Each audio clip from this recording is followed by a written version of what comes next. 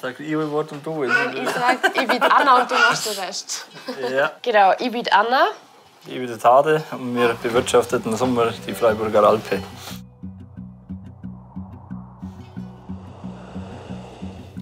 Los geht der Alpsommer jedes Jahr an einem Samstag Ende Mai. Weit weniger idyllisch, als man denken könnte. 82 Tiere sind es heuer, die im Hänger auf die Alpe gebracht werden. Aue. Voll in Dreck. Ha? Ui, Dreck. Jedes Tier wird registriert und sein Gesundheitszustand dokumentiert.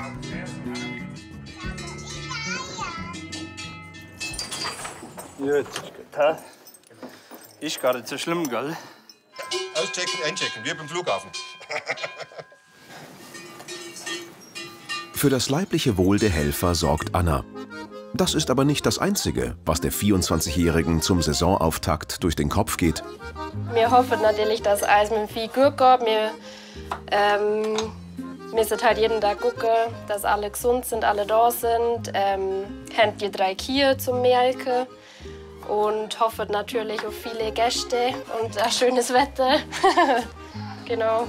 Wir sind beide gar nicht anders gewöhnt. Ich weiß gar nicht, wieso Sommer im Tal kennen wir eigentlich beide gar nicht.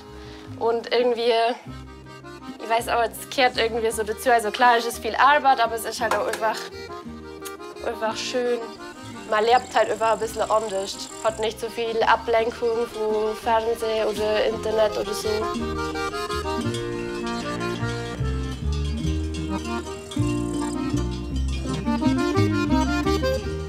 Mir gefällt das im Berg einfach. Ich bin es anders gewöhnt. Ich bin mit der Älteren schon jünger am Berg gewesen und bin dann gleich nach der Lehre in eine große Jungvieh-Alpe gegangen.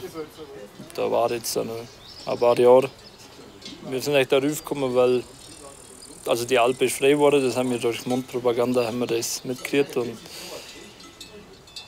haben dann nicht lange gezögert eigentlich und haben das beworben. Und Max, was passiert jetzt? Und jetzt mit der Familie, das ist jetzt super mit dem Kleinen, dann kannst du springen lang und der hat den ganzen Tag was mit zum Schaffen. Das passt ganz gut, ja. Kaum ist die Alpe geöffnet, sind auf der Terrasse alle Plätze belegt.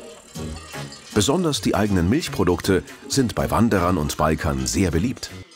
Da haben wir unsere Käsevorräte und sonstigen Vorräte. Wir haben es jetzt mit dem Käse letztes Jahr mal probiert, ob das klappt. Wir haben 2 Kühe dabei gehabt, jetzt probieren wir es mal mit 3. Und der Tade hat sich halt einfach so ein bisschen ausprobiert. Der hat jetzt vorher auch noch nie einen Käse gemacht. Also der hat das letztes Jahr angefocht. Und ja, ist ganz gut geworden. Und jetzt machen wir es halt heuer wieder weiter. Zusammen mit seinen Eltern erwartet den kleinen Max gleich ein Abenteuer. 12 trächtige Mutterkühe müssen zum Gipfel des 1679 Meter hohen Besler gebracht werden. Die Bergtour mit den Rindern ist nicht ungefährlich. Letztes Jahr haben sie uns einmal nochmal umgedreht, dann haben wir es nochmal machen müssen. Ja, das hoffen wir jetzt natürlich, dass es diesmal nicht passiert. Aber sagen kannst du es nie.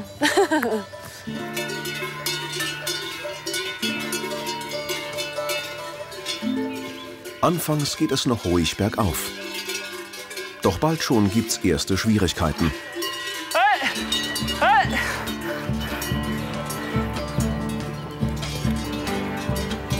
Die Kühe reißen an ungesicherten Stellen aus. Und es wird zusehends schwieriger, sie am Umkehren zu hindern. Hopp! Die sind jetzt so in der Wald abgebogen, statt auf dem Berg geblieben. Und jetzt müssen wir halt obachten, dass sie nicht umdrehen und wieder nageln.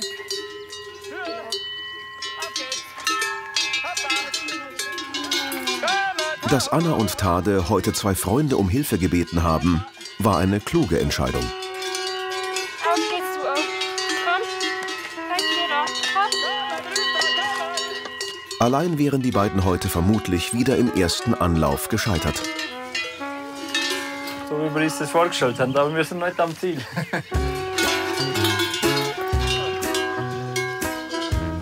Also das da oben gehört halt einfach zu Israel Weidefläche dazu auf dem Basler. Und wenn man da jetzt nicht mehr beweiden darf, dann wird es halt zuwachsen mit der Zeit. Es ist halt auch eine gute Weide. Also die haben es ja, wenn sie mal drüber sind, haben sie es ja total schön.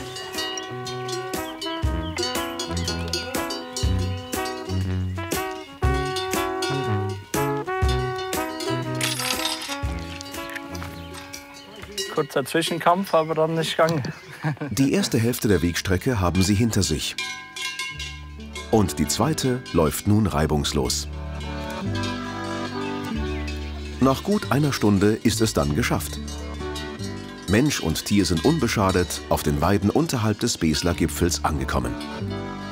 Entsprechend gut ist die Stimmung in der Schutzhütte.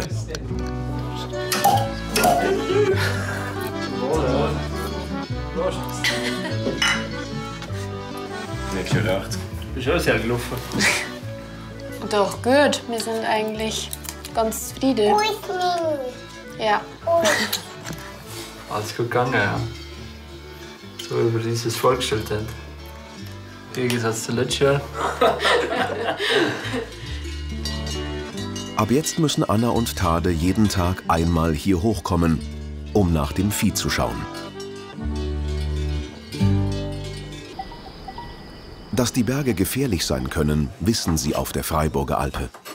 Und müssen es doch immer wieder selbst erfahren. Seit Tagen unterstützen Annas Opa und Johanna, eine gute Freundin, Tade bei der Bewirtung. Die Stimmung ist gedrückt. Anna hatte einen schweren Bergunfall.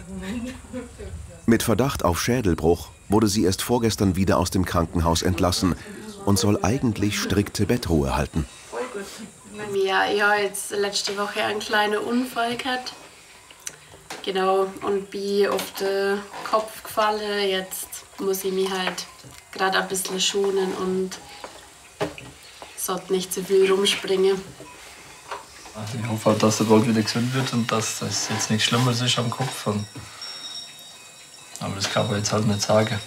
Man hat halt was gesehen, was nicht ganz so kehrt, aber das kennen sie jetzt mit, weil halt nur viele Gefäße dort geschwollen sind, nur genau zuordnen, was es ist. Genau.